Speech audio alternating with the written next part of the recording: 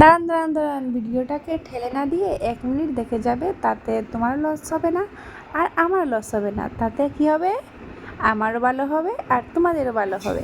কারণ কি জানো, যদি আমার ভিডিওটা তুমি দেখো তাহলে এঙ্গেজমেন্ট বাড়বে, রিচ বাড়বে, আর যদি কমেন্ট করো তাহলে ফলোয়ার্স তো বাড়বেই, কারণ আমার যে ফলোয়ার্স তোমাকে গিয়ে ফলো করবে। আর এঙ্গেজমেন্ট রিচ তো দুজনেরই বাড়বে।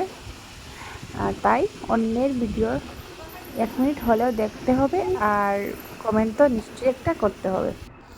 আর এদিকে আমি বসে দিলাম রান্না। আজকে কি রান্না করব জানো? আজকে চিংড়ি মাছের বড়া করব। অনেকদিন হয়ে গেছে চিংড়ি মাছের বড়া খাওয়া হচ্ছে না, তাই ভাবলাম আজকে চিংড়ি মাছের বড়া বানিয়ে একটু তরকারি বানিয়ে নিই।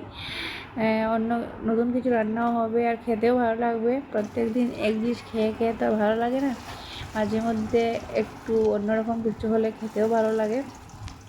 আর আমার তেমন একটা চিংড়ি মাছ ভালোই লাগে না, জানি না কেন, সবার তো